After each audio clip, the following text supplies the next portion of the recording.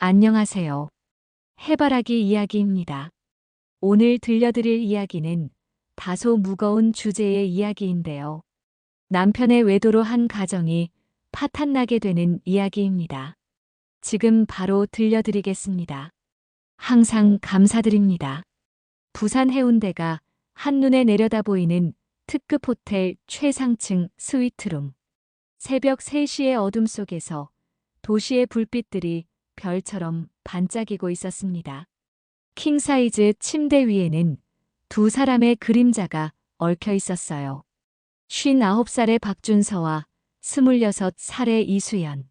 나이 차이가 무려 33년이나 되는 이 두 사람은 1년 전부터 은밀한 관계를 이어오고 있었죠.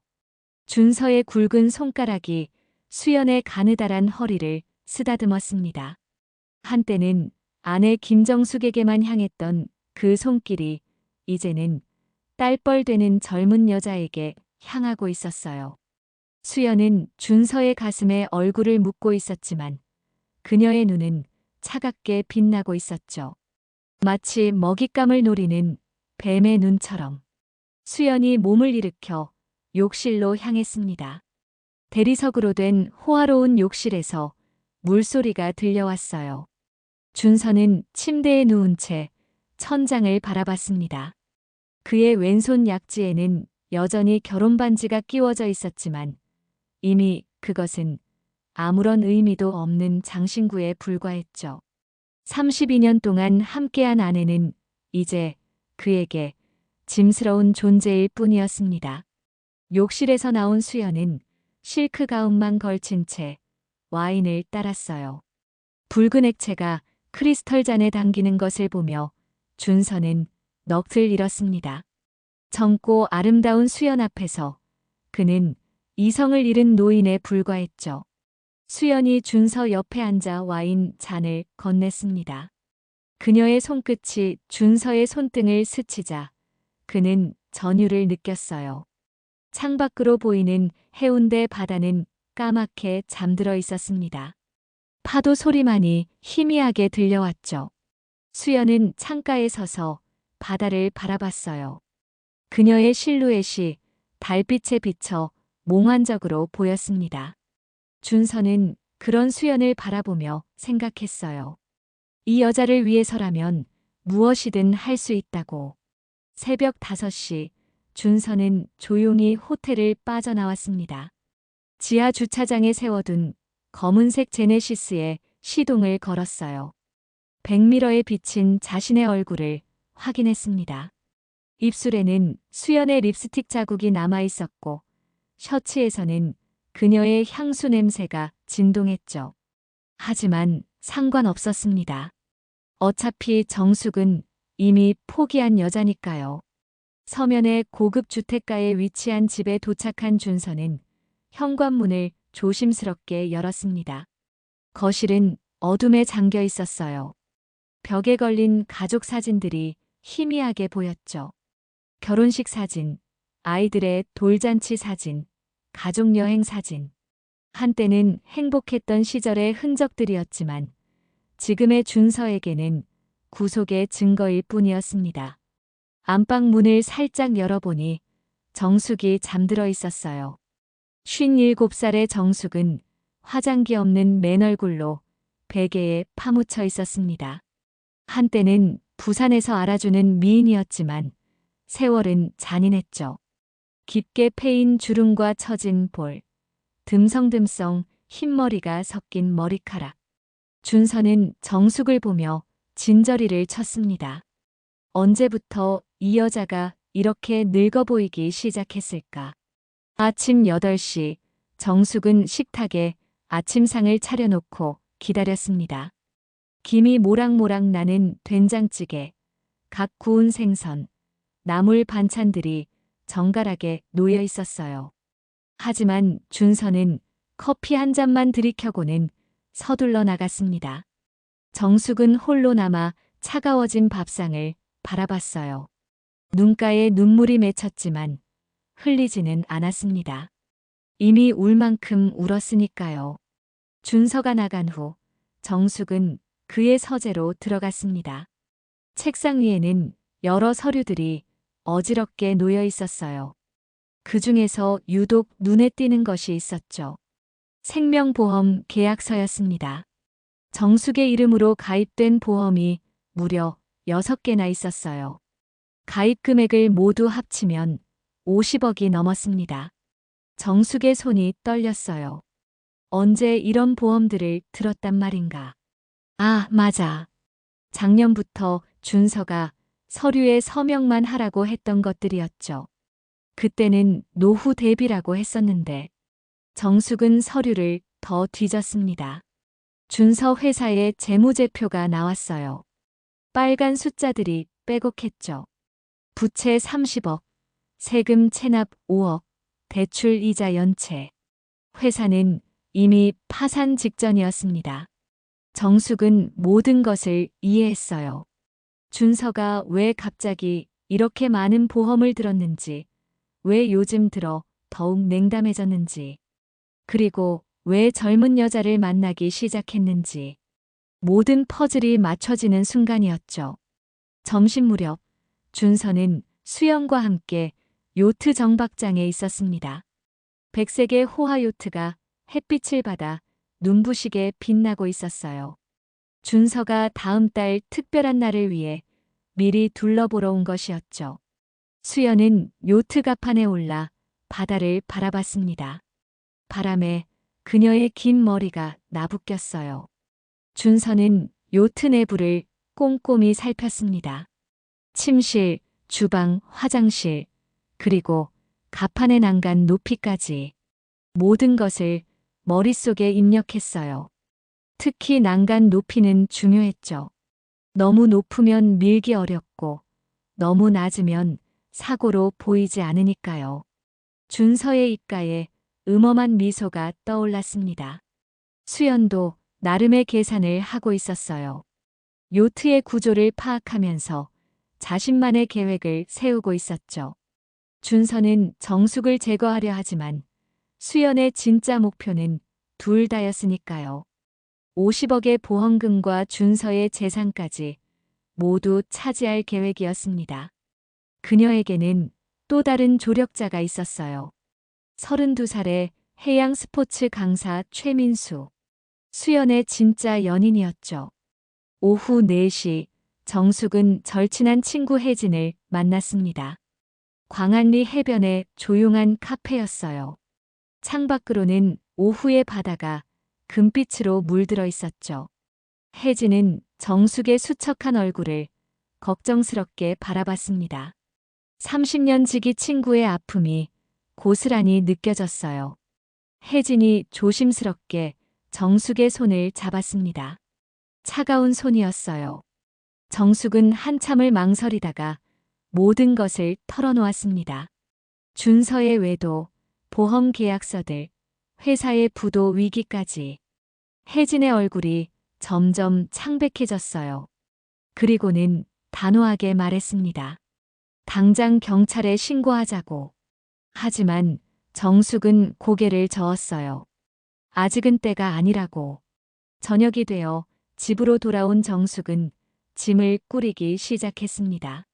작은 여행 가방이었어요. 그 안에는 옷가지와 세면도구, 그리고 비상금이 들어 있었죠. 혹시 모를 상황에 대비한 것이었습니다. 가방을 옷장 깊숙이 숨긴 정숙은 거울을 봤어요. 거울 속의 여자는 더 이상 나약한 아내가 아니었습니다. 밤 11시 준서가 술에 취해 들어왔습니다. 수영과 함께 마신 와인 냄새가 진동했어요. 비틀거리며 안방으로 들어온 준서는 정숙을 보고 말했습니다. 다음 달에 제주도로 여행을 가자고. 결혼기념일 선물이라고. 요트를 빌려놨다고. 정숙은 잠든 척하며 준서의 말을 들었습니다. 그의 음성에는 거짓이 가득했어요. 32년을 함께 살아온 아내를 속일 수 있다고 생각하는 모양이었죠. 정숙은 눈을 감은 채 대답했습니다. 좋다고, 기대된다고. 하지만 그녀의 마음속에는 다른 계획이 자리 잡고 있었어요. 준서가 코를 골며 잠든 후 정숙은 조용히 일어났습니다. 부엌으로 가서 찬물을 한 잔 마셨어요. 차가운 물이 목을 타고 내려가면서 정신이 맑아졌습니다. 창밖으로 보이는 부산의 야경이 반짝이고 있었어요. 저 불빛들 속에서 각자의 삶을 살아가는 사람들. 그들도 이런 배신을 겪고 있을까요? 정숙은 핸드폰을 꺼내 인터넷을 검색했습니다. 배우자 보험살인, 요트 사고 위장, 익사 사고 생존법. 하나하나 꼼꼼히 읽으며 정보를 수집했어요. 그리고 작은 수첩에 메모를 했습니다. 준서가 자신을 죽이려 한다면 그 전에 대비해야 했으니까요. 일주일이 지났습니다. 준서와 수연의 미래는 더욱 대담해졌어요. 이제는 대낮에도 만나기 시작했죠. 부산 시내의 한 호텔 레스토랑. 통유리로 된 창 너머로 도심이 한눈에 보이는 곳이었습니다. 준서는 수연과 마주 앉아 스테이크를 썰고 있었어요. 수연은 붉은 원피스를 입고 있었는데 가슴 부분이 깊게 파여 있었습니다. 목에는 준서가 선물한 다이아몬드 목걸이가 반짝이고 있었죠. 800만 원짜리였어요. 회사가 부도 직전인데도 준서는 수연에게는 아낌없이 돈을 썼습니다. 정숙과 살림에는 단 10만 원도 아까워하면서 말이죠. 수연이 와인 잔을 들어 준서와 부딪혔습니다. 맑은 소리가 울렸어요.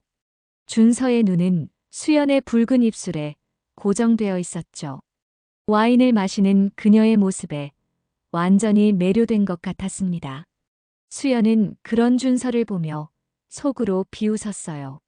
늙은 바보 같으니 젊은 여자 앞에서 이성을 잃은 한심한 남자.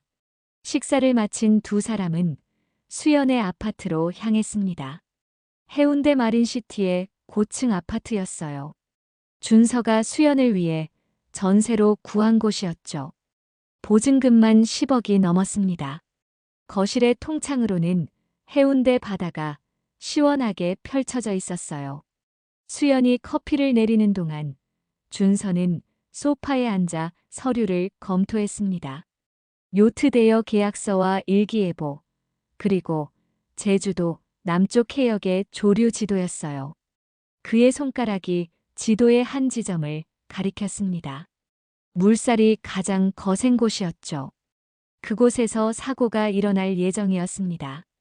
그때 수연의 핸드폰이 울렸어요. 화면에는 엄마라고 떴지만 실제로는 민수였습니다. 수연은 준서에게 들리지 않도록 베란다로 나가 통화했어요. 민수는 계획대로 진행되고 있는지 물었고 수연은 작은 목소리로 확인해줬죠. 며칠 후면 모든 게 끝날 거라고. 통화를 끝낸 수연이 거실로 돌아왔을 때 준서는 여전히 서류에 집중하고 있었어요. 수연은 그의 뒤에서 어깨를 주물러 줬습니다. 준서가 만족스러운 한숨을 내쉬었어요.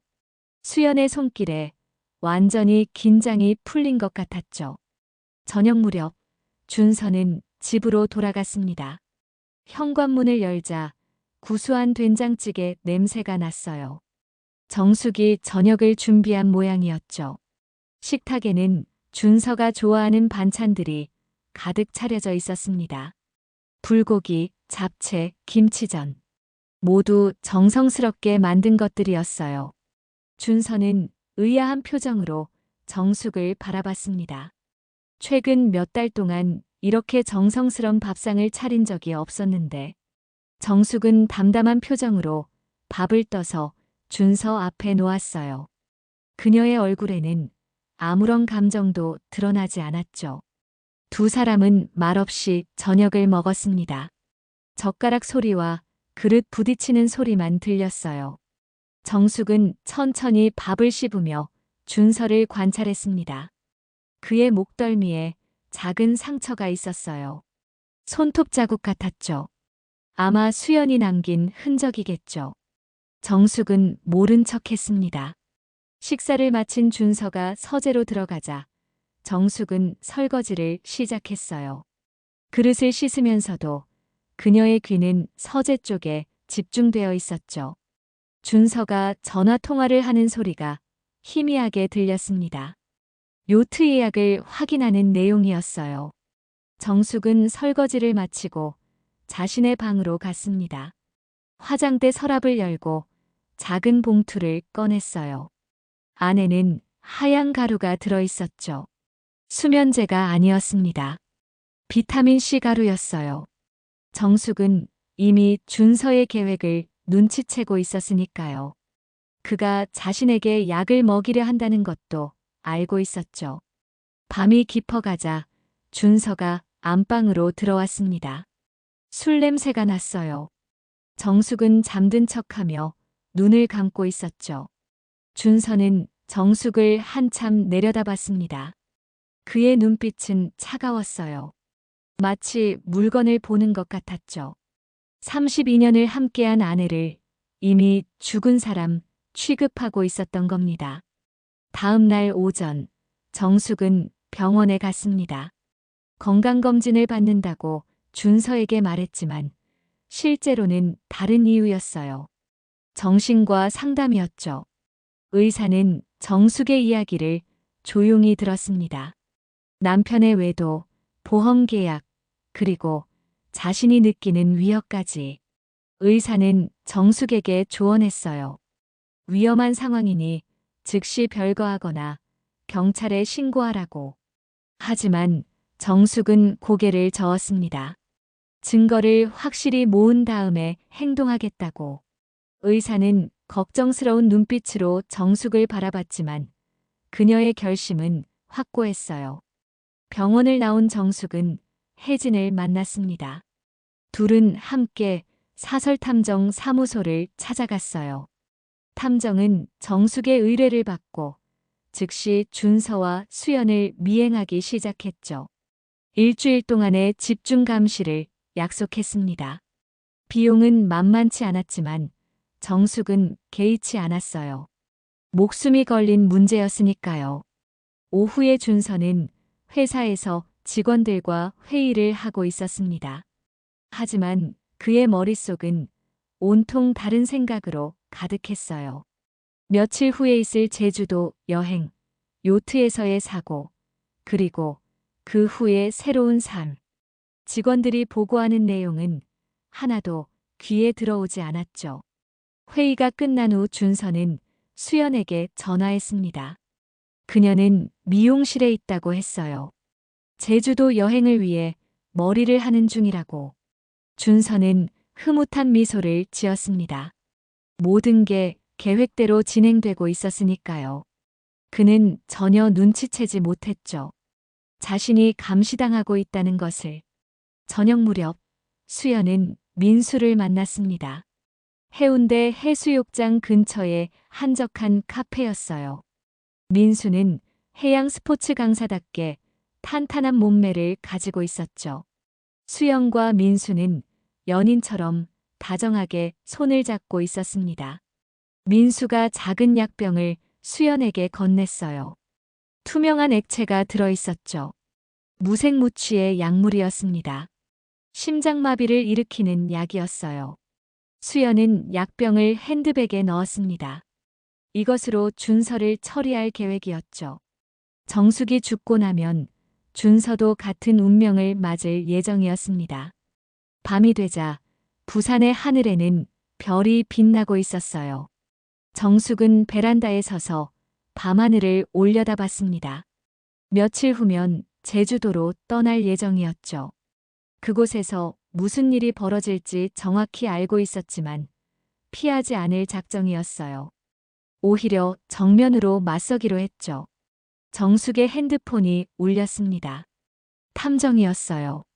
오늘 찍은 사진들을 보내왔다고. 정숙은 사진을 확인했습니다. 준서와 수연이 레스토랑에서 식사하는 모습, 수연의 아파트로 들어가는 모습, 그리고 수연이 다른 남자와 만나는 모습까지. 모든 증거가 차곡차곡 쌓이고 있었어요. 출발 당일 아침, 부산은 맑게 개어 있었습니다. 정숙은 새벽 5시에 일어나 짐을 최종 점검했어요. 겉으로 보기에는 평범한 여행 가방이었지만 그 안에는 특별한 것들이 숨겨져 있었죠. 방수 파우치에 넣은 현금과 신분증, 작은 녹음기, 그리고 GPS 추적기가 달린 팔찌. 준서는 8시가 되어서야 일어났습니다. 평소보다 늦은 시간이었어요. 어젯밤 수영과 늦게까지 통화를 했기 때문이었죠. 그는 샤워를 하면서 콧노래를 흥얼거렸습니다. 오늘부터 새로운 인생이 시작될 거라고 생각하니 기분이 들떴던 거예요. 공항으로 가는 택시 안에서 두 사람은 나란히 앉아 있었지만 각자 다른 생각에 잠겨 있었습니다. 준서는 몇 시간 후에 실행할 계획을 머릿속으로 시뮬레이션하고 있었고, 정숙은 만약의 사태에 대비한 탈출 방법을 생각하고 있었죠. 김해공항 출국장은 여행객들로 붐볐습니다. 준서가 체크인을 하는 동안 정숙은 화장실에 갔어요. 거울 앞에서 자신의 얼굴을 바라봤습니다. 57년 인생 중 가장 중요한 순간이 다가오고 있었죠. 립스틱을 다시 바르고 머리를 정리한 정숙은 의연한 표정으로 화장실을 나섰습니다. 비행기가 이륙하자 준서는 정숙에게 물을 건넸어요. 정숙은 받아들었지만 마시지는 않았습니다. 준서의 눈이 계속 자신을 관찰하고 있다는 걸 알았거든요. 정숙은 물병을 가방에 넣고 눈을 감았습니다. 잠든 척하면서 준서의 동향을 살폈죠. 제주공항에 도착했을 때는 정오가 가까워지고 있었습니다. 맑은 하늘 아래 제주의 바람이 불어왔어요. 준서는 미리 예약해둔 렌터카를 찾았습니다. 검은색 SUV였죠. 트렁크에 짐을 싣는 준서의 표정은 들떠 있었지만 동시에 긴장도 되어 보였어요. 차를 몰고 항구로 향하는 길, 제주의 풍경이 차창 밖으로 스쳐 지나갔습니다. 푸른 바다와 검은 현무암, 초록의 들판이 어우러진 아름다운 섬이었죠. 하지만 정숙의 눈에는 아무것도 들어오지 않았어요. 오직 준서의 손놀림과 표정만 주시하고 있었습니다. 서귀포 항구에 도착했을 때 하얀 요트가 햇빛을 받아 눈부시게 빛나고 있었어요. 준서가 렌트한 요트였죠. 20m가 넘는 대형 요트였습니다. 두 사람이 타기에는 너무 큰 크기였어요. 정숙은 직감적으로 알았습니다. 이 넓은 공간이 자신의 무덤이 될 수도 있다는 것을. 요트 관리인이 나와 준서에게 조작법을 설명했습니다. 준서는 이미 여러 번 연습한 듯 능숙하게 대답했어요. 언제부터 요트 조종을 배웠을까? 정숙은 남편의 숨겨진 모습을 보며 서늘함을 느꼈죠. 32년을 함께 살았지만 이 남자에 대해 아직도 모르는 게 많았습니다. 요트에 올라탄 정숙은 주변을 둘러봤어요. 가판은 넓었고 난간은 허리 정도 높이였습니다. 누군가를 밀어 떨어뜨리기에 딱 좋은 높이였죠. 선실 안에는 침대와 소파, 작은 주방이 있었어요. 준서는 미리 준비한 음식과 술을 냉장고에 넣었습니다. 샴페인이 여러 병 보였죠. 오후 2시 요트가 항구를 떠났습니다. 엔진 소리와 함께 배가 천천히 움직이기 시작했어요. 항구가 점점 멀어지고 넓은 바다가 펼쳐졌습니다. 파도는 잔잔했지만 정숙은 알고 있었어요. 제주 남쪽 바다는 갑자기 거칠어질 수 있다는 것을. 준서가 조타실에서 나와 샴페인을 들고 왔습니다. 두 잔을 따르며 미소를 지었어요. 그 미소가 정숙에게는 악마의 미소처럼 보였죠. 준서가 잔을 건네며 말했습니다. 결혼 32주년을 축하한다고. 정숙은 잔을 받았지만 입에 대지는 않았어요. 준서의 표정이 미묘하게 변했습니다. 왜 마시지 않느냐는 눈빛이었죠. 정숙은 뱃멀미가 있다고 둘러댔어요. 준서가 다시 권했지만 정숙은 완강히 거부했습니다. 준서의 눈에 짜증이 스쳤어요. 계획대로 되지 않자 초조해지는 것 같았죠. 1시간쯤 지났을까요? 육지는 이미 보이지 않았습니다. 사방이 온통 바다뿐이었어요. 준서가 다시 선실로 들어갔다가 물병을 들고 나왔습니다. 정숙에게 건네며 수분 보충을 하라고 했죠. 정숙은 물병을 받아 입에 댔지만 실제로는 마시지 않았어요. 입술만 적시고 다시 내려놓았죠. 오후 4시가 되자 바람이 강해지기 시작했습니다. 파도가 높아지고 요트가 흔들렸어요. 준서의 얼굴에 긴장이 역력했죠. 계획을 실행할 때가 왔다고 생각한 모양이었습니다. 그가 정숙에게 다가왔어요. 가판 끝으로 가서 경치를 보자고 했죠. 정숙은 준서를 따라 가판 끝으로 갔습니다.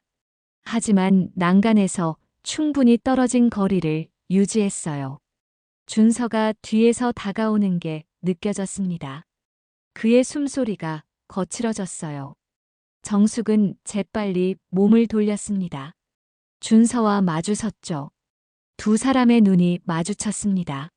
준서의 눈에는 사리가 가득했고 정숙의 눈에는 경계심이 가득했어요. 긴장감이 팽팽하게 흘렀죠. 바람이 두 사람의 머리카락을 흩날렸습니다. 파도 소리가 점점 커졌어요. 그때 갑자기 선실에서 소리가 들렸습니다. 준서가 놀라 뒤를 돌아봤어요. 선실 문이 열리며 한 사람이 나타났습니다. 놀랍게도 수연이었어요. 그녀는 언제부터 숨어 있었던 걸까요? 수연의 손에는 무언가가 들려 있었습니다. 준서의 얼굴이 하얗게 질렸어요. 계획에 없던 일이었죠. 수연이 왜 여기 있는 거냐고 물으려 했지만 수연이 먼저 움직였습니다. 그녀가 들고 있던 것은 전기 충격기였어요. 준서의 목을 향해 전기 충격기를 들이댔습니다. 준서가 비명을 지르며 가판에 쓰러졌어요. 몸을 경련하며 의식을 잃었죠. 수연은 차갑게 준서를 내려다봤습니다. 그리고 정숙을 향해 돌아섰어요. 정숙은 뒤로 물러났지만 이미 난간에 등이 닿아 있었죠. 수연이 다가오며 미소를 지었습니다. 악마 같은 미소였어요. 정숙은 이제야 모든 것을 이해했죠. 수연의 목표는 준서만이 아니었던 거예요. 처음부터 두 사람 모두를 노리고 있었던 겁니다. 50억의 보험금과 준서의 재산을 모두 차지하려는 계획이었죠. 수연이 천천히 다가왔습니다. 그녀의 얼굴에는 승리의 미소가 가득했어요. 전기 충격기를 들고 있는 손이 위협적으로 흔들렸죠. 정숙은 난간에 등을 기댄 채 옆으로 조금씩 움직였습니다. 도망칠 곳을 찾고 있었지만 좁은 가판 위에서는 갈 곳이 없었어요. 바람이 더욱 거세졌습니다. 파도가 요트를 크게 흔들었고 바닷물이 가판 위로 튀어올랐어요. 수연이 균형을 잃고 잠시 비틀거렸습니다. 바로 그 순간 정숙은 재빨리 옆으로 뛰었어요. 하지만 수연도 만만치 않았죠. 곧바로 정숙을 쫓아왔습니다. 두 여자가 가판 위에서 대치했습니다. 준서는 여전히 의식을 잃고 쓰러져 있었어요. 가끔 신음소리를 냈지만 일어날 기미는 보이지 않았죠.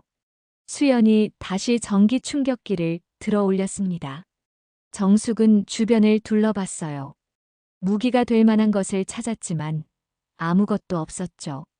그때 정숙의 눈에 구명조끼 보관함이 보였습니다. 재빨리 보관함을 열고 구명조끼를 꺼냈어요. 그리고 수연에게 던졌습니다.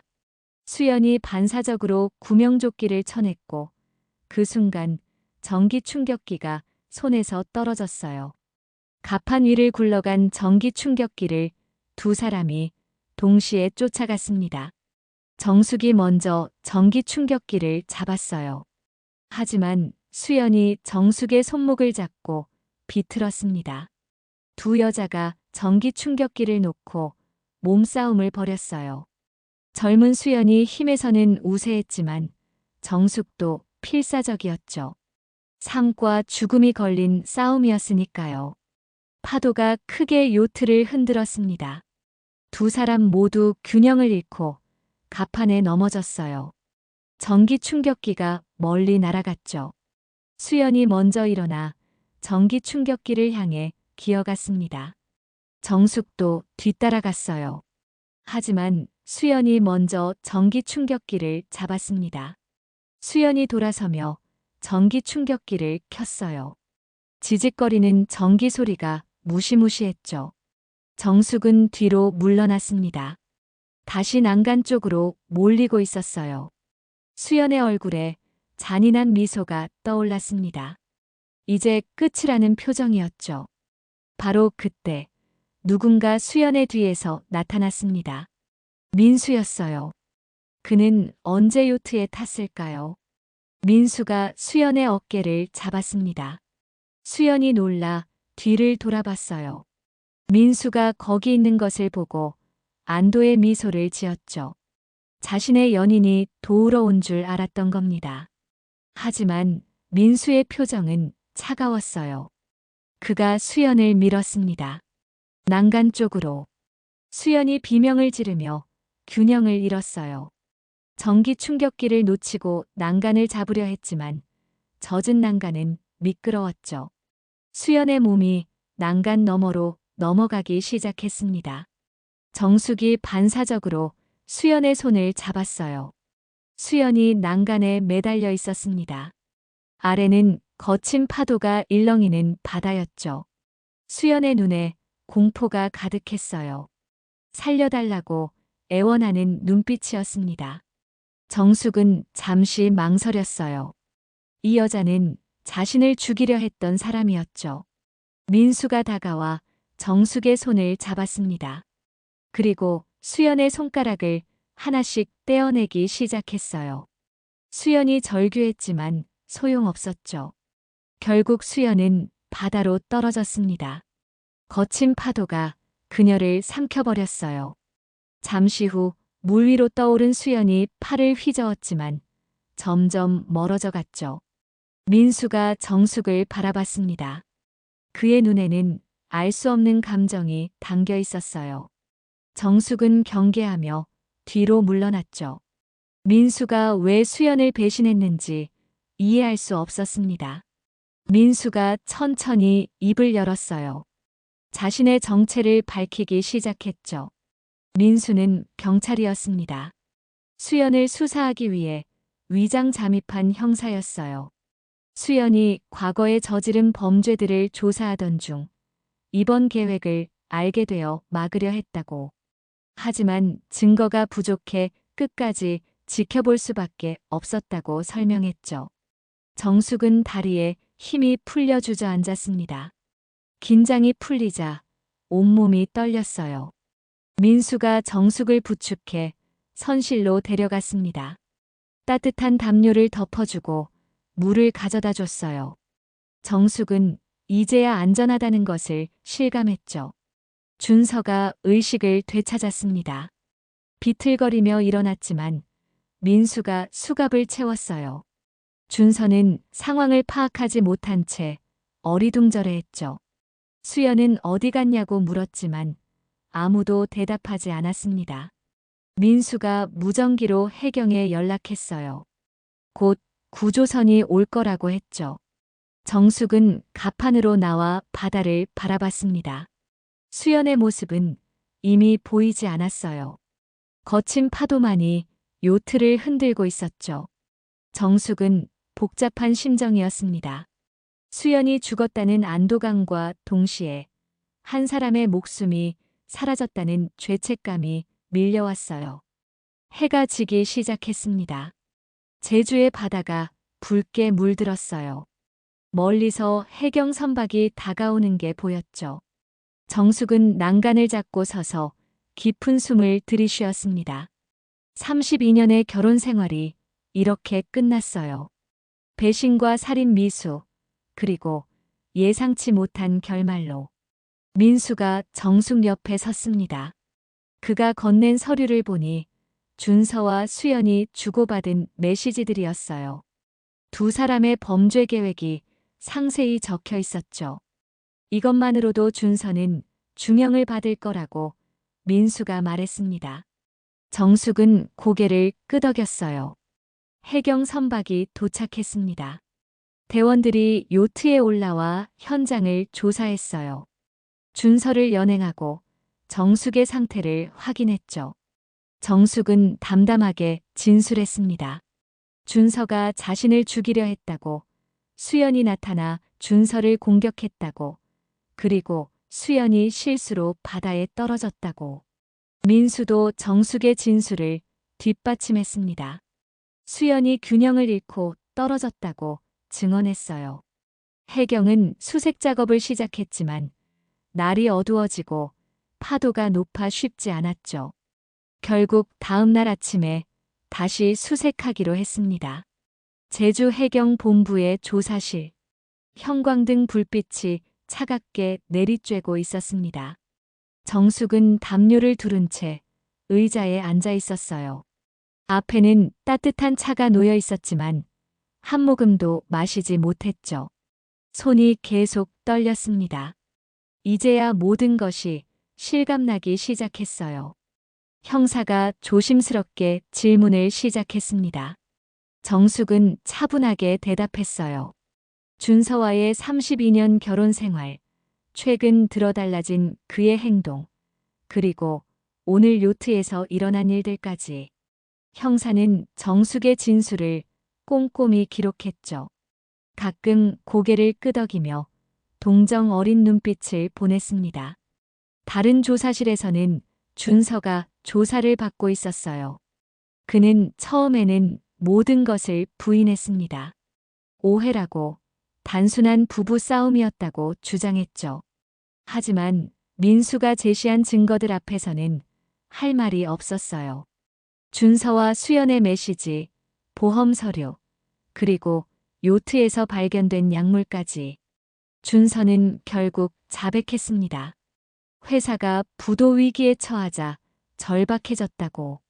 수연이 접근했을 때 그녀의 유혹을 뿌리치지 못했다고.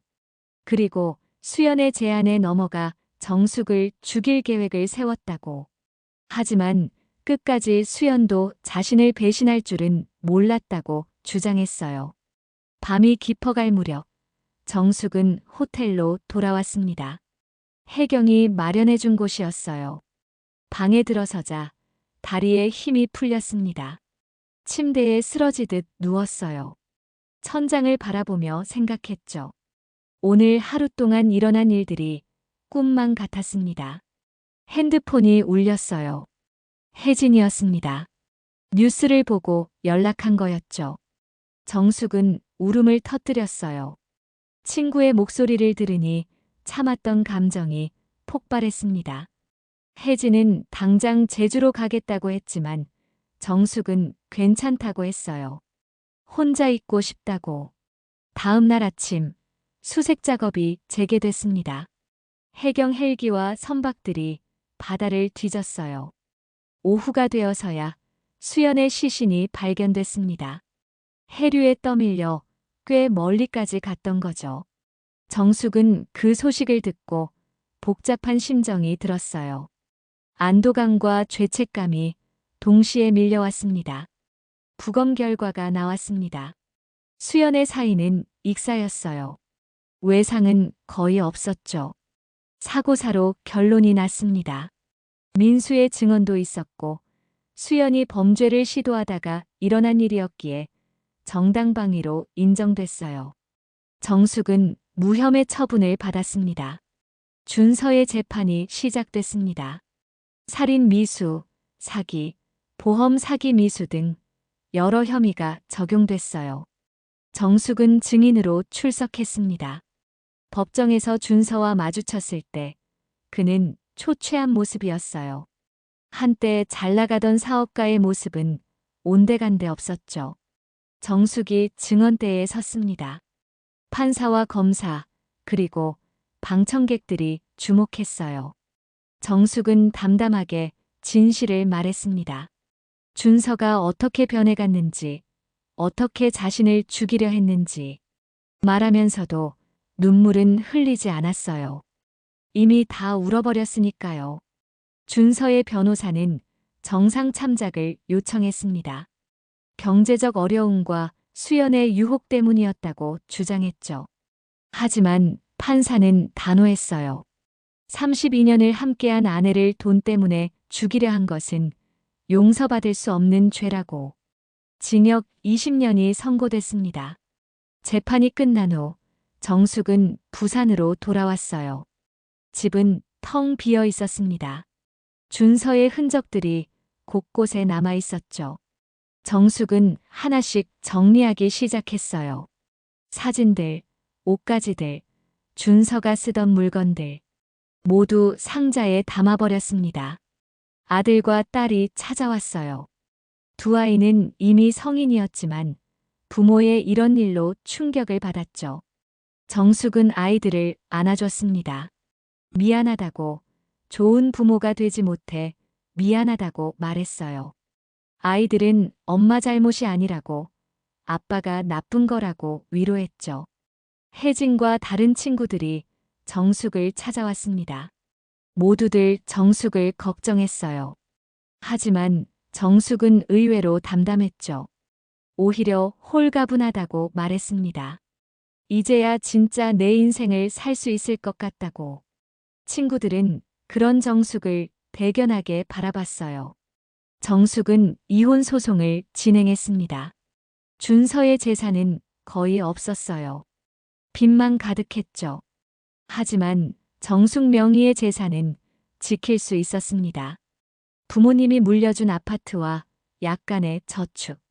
새 출발하기에는 충분했어요. 민수가 정숙을 찾아왔습니다. 사건이 마무리됐다고 인사를 하러 온 거였어요. 정숙은 민수에게 고마움을 표했죠. 그가 없었다면 자신도 바다에 빠졌을 거라고. 민수는 쑥스럽게 웃으며 자신은 할 일을 했을 뿐이라고 말했어요. 민수가 수연의 과거에 대해 이야기해 줬습니다. 그녀는 전문 결혼 사기꾼이었어요. 돈 많은 남자들을 유혹해 그들의 아내를 제거하고 재산을 빼앗는 수법을 써왔죠. 이미 2건의 의문사가 있었지만 증거 부족으로 기소하지 못했다고. 이번이 3번째였던 거예요. 정숙은 소름이 돋았습니다. 자신이 얼마나 위험한 상황이었는지 새삼 깨달았어요. 준서도 어쩌면 수연의 희생자였을지 모른다는 생각도 들었죠. 하지만 그렇다고 준서의 죄가 사라지는 건 아니었습니다. 그는 스스로 선택했으니까요. 석 달이 지났습니다. 정숙은 작은 카페를 열었어요. 해운대가 보이는 조용한 골목이었죠. 아담하지만 아늑한 공간이었습니다. 친구들이 자주 찾아와 수다를 떨었어요. 정숙은 커피를 내리며 평화로운 시간을 보냈죠. 어느 날 한 손님이 찾아왔습니다. 50대 초반의 여성이었어요. 수척한 얼굴에 불안한 눈빛을 하고 있었죠. 정숙은 그 눈빛을 알아봤습니다. 자신이 겪었던 그 공포와 절망이 담긴 눈빛이었으니까요. 여자는 조심스럽게 정숙에게 다가와 물었어요. 혹시 박준서 사건의 그분이 맞냐고. 정숙이 고개를 끄덕이자 여자의 눈에서 눈물이 흘렀습니다. 자신도 비슷한 상황이라고, 남편이 젊은 여자와 바람이 났고 자신을 죽이려는 것 같다고, 보험을 여러 개 들었다는 걸 최근에 알았다고 털어놨어요. 정숙은 여자의 손을 잡아줬습니다. 따뜻하고 단단한 손이었죠. 정숙은 여자에게 조언했어요.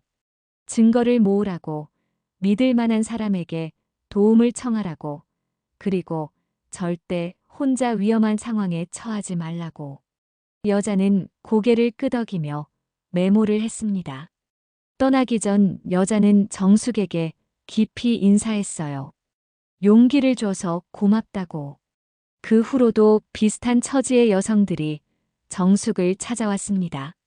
입소문이 났던 거예요. 정숙의 카페는 단순한 카페가 아니라 상처받은 여성들의 쉼터가 되어갔죠. 정숙은 자신의 경험을 나누며 그들에게 힘을 줬습니다. 때로는 변호사를 소개해주기도 하고, 때로는 경찰 신고를 도와주기도 했어요. 1년이 지났습니다. 준서의 항소심이 기각됐다는 소식이 들려왔어요. 그는 여전히 감옥에 있었고, 앞으로도 오랜 시간 그곳에 있을 예정이었죠. 정숙은 그 소식을 듣고도 별다른 감정을 느끼지 못했습니다. 이미 마음속에서 준서는 죽은 사람이었으니까요. 정숙의 카페는 점점 유명해졌어요. 맛있는 커피와 따뜻한 분위기 때문이기도 했지만 무엇보다 정숙의 이야기 때문이었죠. 언론에서도 관심을 가졌습니다. 한 방송국에서 정숙의 이야기를 다큐멘터리로 만들고 싶다고 제안했어요. 정숙은 고민 끝에 승낙했습니다. 자신의 이야기가 누군가에게 도움이 될 수 있다면 좋겠다고 생각했으니까요. 다큐멘터리 촬영이 시작됐습니다. 정숙은 카메라 앞에서 담담하게 이야기했어요. 32년의 결혼 생활, 남편의 배신, 그리고 죽음의 위기에서 살아남은 이야기까지. 때로는 눈물을 흘리기도 했지만 더 이상 그 눈물은 슬픔의 눈물이 아니었어요. 해방의 눈물이었죠. 촬영 중에 민수도 인터뷰를 했습니다. 그는 수영 같은 범죄자들이 의외로 많다고 경고했어요. 겉으로는 평범해 보이지만 타인의 불행을 이용해 이익을 취하는 사람들이 있다고, 항상 조심해야 한다고 당부했죠. 민수의 인터뷰는 많은 사람들에게 경각심을 일깨워줬습니다. 다큐멘터리가 방송된 후 큰 반향이 일었어요. 수많은 사람들이 정숙에게 응원의 메시지를 보냈습니다. 비슷한 경험을 한 사람들은 용기를 얻었다고 감사 인사를 전했죠. 정숙은 모든 메시지를 읽으며 눈물을 흘렸어요. 자신의 아픔이 누군가에게는 희망이 될 수 있다는 것이 놀라웠습니다. 정숙의 아들과 딸도 엄마를 자랑스러워했어요. 처음에는 부끄러워했지만 이제는 엄마가 얼마나 강한 사람인지 알게 됐다고. 두 아이는 자주 카페를 찾아와 엄마를 도왔습니다. 가족의 상처가 조금씩 아물어가고 있었어요. 어느 봄날 정숙은 제주도를 다시 찾았습니다. 혼자였어요. 그 사건이 있었던 바다를 보러 간 거였죠. 서귀포 항구에 서서 바다를 바라봤습니다. 파도는 잔잔했고 햇빛이 반짝이고 있었어요. 1년 전 그날과는 전혀 다른 평화로운 바다였죠. 정숙은 바다에 꽃을 던졌습니다. 수연을 위한 꽃이었어요. 그녀도 어쩌면 불행한 과거가 있었을지 모른다는 생각이 들었거든요. 무엇이 그녀를 그런 괴물로 만들었을까? 정숙은 수연을 용서한 건 아니었지만 연민은 느꼈습니다.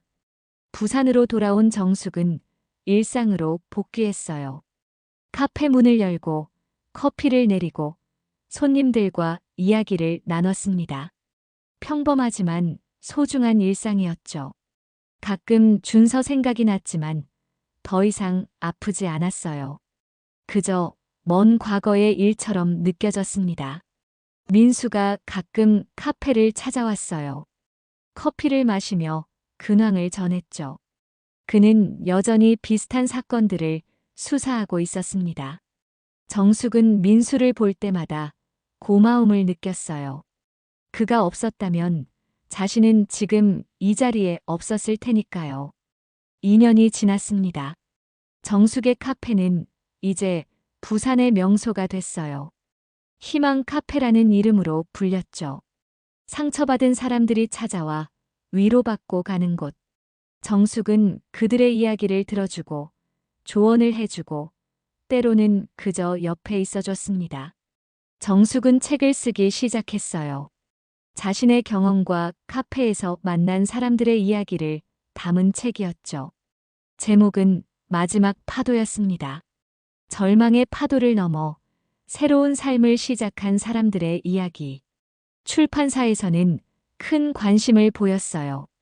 책이 출간되자 베스트셀러가 됐습니다. 많은 사람들이 정숙의 이야기에 공감했어요. 특히 가정폭력이나 배우자의 배신으로 고통받는 사람들에게 큰 힘이 됐죠. 정숙은 인쇄 수익을 모두 피해자 지원단체에 기부했습니다. 준서의 소식이 가끔 들려왔어요. 감옥에서 많이 늙었다고, 건강이 나빠졌다고, 면회 오는 사람도 없다고. 정숙은 복잡한 심정이었지만 찾아가지는 않았습니다. 이미 끝난 인연이었으니까요. 준서는 자신이 선택한 길의 대가를 치르고 있는 거였죠. 정숙의 딸이 결혼했습니다. 사위는 좋은 사람이었어요. 딸의 행복한 모습을 보며 정숙은 안도했죠. 자신의 불행한 결혼이 딸에게까지 영향을 미칠까 걱정했는데 다행히 딸은 현명한 선택을 한 것 같았습니다. 아들도 좋은 직장을 얻었어요. 대기업에 취직해서 열심히 일하고 있었죠. 가끔 카페에 들러 엄마를 걱정했지만 정숙은 괜찮다고 웃어 보였습니다. 정말로 괜찮았으니까요. 오히려 지금이 인생에서 가장 행복한 시기였어요. 5년 후 정숙은 62살이 되었습니다. 카페는 여전히 성황이었고 정숙은 제2의 인생을 만끽하고 있었어요. 아침마다 해운대 해변을 산책하고 카페에서 사람들을 만나고 저녁에는 책을 읽거나 글을 썼습니다. 평범하지만 충실한 하루하루였죠.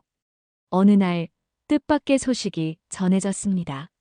준서가 감옥에서 심장마비로 사망했다는 거였어요. 정숙은 그 소식을 듣고 잠시 멍하니 있었습니다. 슬프지도 기쁘지도 않았어요. 그저 한 사람의 인생이 그렇게 끝났구나 하는 생각뿐이었죠. 준서의 장례식에는 거의 아무도 오지 않았다고 했습니다. 회사는 이미 파산했고 친구들도 모두 등을 돌렸으니까요. 정숙은 고민 끝에 조화를 보냈습니다. 32년의 세월에 대한 마지막 예의였어요. 아이들도 아버지의 장례식에 참석했지만 눈물은 흘리지 않았다고 했죠. 정숙은 여전히 카페를 운영하며 사람들을 만났습니다. 이제는 단순히 피해자를 돕는 것을 넘어 예방교육도 시작했어요. 학교나 기관에서 강연을 요청하면 기꺼이 나가서 이야기를 들려줬죠. 건강한 관계란 무엇인지, 위험 신호를 어떻게 알아차릴 수 있는지. 민수는 경찰 간부가 되었습니다. 여전히 가끔 카페를 찾아와 안부를 물었어요. 그는 정숙을 인생의 스승이라고 불렀죠. 죽음 앞에서도 품위를 잃지 않았던 정숙의 모습이 평생 잊히지 않는다고 했습니다. 정숙의 두 번째 책이 출간됐어요. 이번엔 희망에 관한 이야기였습니다. 절망을 딛고 일어선 사람들, 상처를 힘으로 바꾼 사람들의 이야기. 책은 또다시 베스트셀러가 됐고 해외에서도 번역 출간됐습니다. 혜진과 친구들은 여전히 정숙의 든든한 지원군이었어요. 그들은 매주 한 번씩 모여 수다를 떨고 웃고 떠들었죠. 나이는 들었지만 마음은 여전히 청춘이었습니다. 서로의 아픔을 알기에 더욱 끈끈한 우정이었어요. 어느 여름날 정숙은 다시 제주도를 찾았습니다. 이번엔 친구들과 함께였어요. 같은 바다였지만 이제는 전혀 다르게 보였죠. 두려움의 대상이 아니라 생명의 원천으로. 정숙은 바다에 발을 담그고 시원한 파도를 느꼈습니다. 해가 지는 제주 바다를 바라보며 정숙은 생각했어요. 인생이란 파도와 같다고. 때로는 거세게 밀려와 모든 것을 쓸어가지만 결국은 잔잔해지고 새로운 파도가 밀려온다고. 자신은 그 거친 파도를 넘어 여기까지 왔고 이제는 잔잔한 파도를 즐기고 있다고. 정숙의 이야기는 많은 사람들에게 전설이 되었습니다. 죽음의 파도를 넘어 새 삶을 찾은 여인의 이야기. 배신과 절망을 딛고 희망을 만들어낸 이야기. 그녀의 카페는 여전히 상처받은 영혼들의 안식처가 되어주고 있었어요. 마지막으로 정숙은 일기장에 이렇게 적었습니다. 삶은 때로 잔인하다. 가장 믿었던 사람이 가장 큰 상처를 주기도 한다. 하지만 그 상처가 우리를 더 강하게 만든다. 나는 죽을 뻔했지만 살아남았고 무너질 뻔했지만 일어섰다. 이제 나는 안다. 진정한 행복은 누군가에게 의존하는 것이 아니라 스스로 만들어가는 것임을. 내 인생의 마지막 파도가 올 때까지 나는 이 자리에서 다른 사람들의 등대가 되어주고 싶다. 정숙의 카페 희망은 오늘도 문을 열고 있습니다. 상처받은 사람들을 기다리며 따뜻한 커피와 함께 위로를 준비하고 있죠. 해운대의 파도 소리가 들려오는 그곳에서 정숙은 여전히 사람들의 이야기를 듣고 있습니다. 그리고 그녀는 알고 있어요. 아무리 거친 파도가 와도 결국 바다는 잔잔해진다는 것을. 그리고 새로운 아침이 온다는 것을. 오늘 이야기는 여기까지입니다. 이야기를 전해드릴수록 정말 다양한 인생이 있는 것 같습니다. 그 안에 각자의 고통과 슬픔을 가지고 사는 사람들의 이야기였습니다. 시청해주셔서 감사합니다.